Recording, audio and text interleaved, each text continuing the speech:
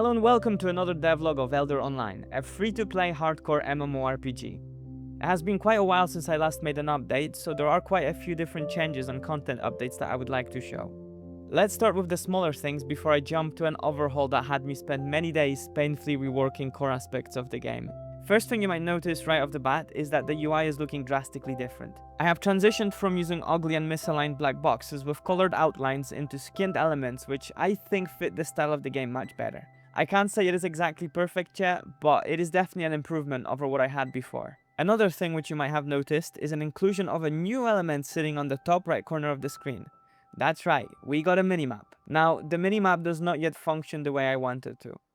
I can zoom in and out and move the map around, but the issue is that the full map is rendered to the player from the beginning. Instead, what I want to do is have it so that the map is obscured until the player walks around that particular area. I am a bit lazy, so I didn't want to hand draw the full minimap separately. Instead, I created a script which will take the most dominant color of each tile and turn it into a pixel of that color. It works decently, but it definitely has some imperfections which might need to be addressed manually after the fact. Nonetheless, I am quite happy with the overall shape of the user interface. The next step will be to improve the font alignment size and the style of different windows and elements. I had to create a new system that can handle entity displacement that is separate from movement. This allowed me to create abilities such as jump back, dash, and knockback shot. I think there's probably an argument to be made that at least some of these abilities might need some automation overhauls. I was quite cautious about movement abilities at first. It felt like having extra mobility in a tile-based game can be a massive advantage, and I was nervous about how well this can be balanced for PvP. But honestly, I believe that as long as I can keep the cooldowns and cost relatively high, it won't let the players abuse these mechanics too much. Besides, if there is a good variety of mobility skills which scale well with different stats, I think it can work, especially if we consider the constraints and preserve identities of said stats. Another big combat change is also the addition of status effects. Status effects, which, as the name implies, can apply effects on any entity, either on status start, on status end, per tick, or per tile. Outside of chill, which I have already mentioned, other abilities which benefited from this were a sting by a bee, which poisons the player temporarily, and a web shot by a spider, which slows the player down similarly to chill. In fact, temporarily it is the exact same status effect. While seeing the abilities, you might also notice something weird happening on the surface. Special abilities now have telegraphing to give the player an opportunity to dodge. This might possibly be a bit of a controversial change, but I think it adds a bit more depth to combat. And it also gives space to some degree of skill expression to PvP and PvE alike. I think there is still a little bit of balance to be done as to which abilities should be telegraphed and for how long, but the puzzle pieces are here. My thinking behind it was that while it's great that the players have to click on an opponent to hit them, and there are tile-based considerations for how different abilities hit, ultimately it didn't matter much when two entities just stood next to each other motionless and spammed their hotbars. I think this makes the combat a little bit more positional, which aligns with the vision for my game. Before I get to the biggest overhaul of the game, which occupied most of my time since the last update, I want to present interactables. Interactables, as the name implies, are objects which, well, can be interacted with.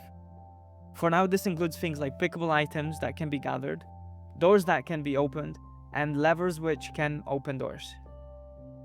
This is a small sample size of what is possible with the new system though. Each interactable can be configured to have item requirements, custom state transitions, and also dialogue feedback on interactions. This creates so many cool possibilities, like creating readable signs or having to find keys to open specific doors, or requiring a pickaxe to mine through fallen rubble, and many other similar things. These objects can also have either global or local states, meaning I can create objects that have a shared state for every player, or a unique state for each individual player, which can be great for quests or level-locked areas.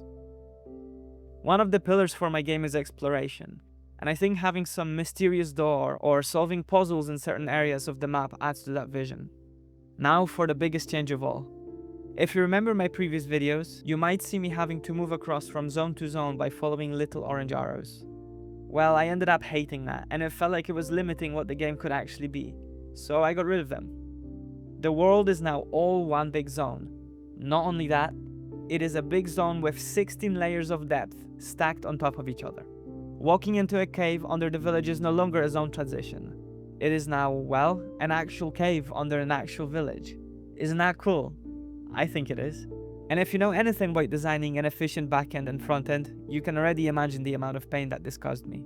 I had to redesign every validation check on the backend to include a z-coordinate, introduce both visual and state chunking, create logic which hides and reveals both backend entities and frontend textures depending on whether I am under a roof or out in the open field, and most painfully, recreate my whole map from scratch. In the end, it was worth it, despite the plethora of bugs which I am still discovering to this day. The world finally feels grand and alive, and the exploration experience is drastically better. I can walk around and find little tunnels, underpasses, and actually feel like I am walking through uncharted terrains, rather than just teleporting from one level to another. If you think this is all of the updates which I have for you today, you would be wrong, because there are 2 more announcements I'd like to make. First of all, Eldir Online now has an official website at eldironline.com. You can find some basic information about the game design and vision, along with a dev updates page. The second announcement I want to make is that the game will be open to playtesting at the end of this month. The exact date is still not yet decided, but if you'd like to find out as soon as it is available, join the Discord server using the link in the description. With that, I thank you for watching, and I am going back to spending more countless hours bringing my vision to life. Take care.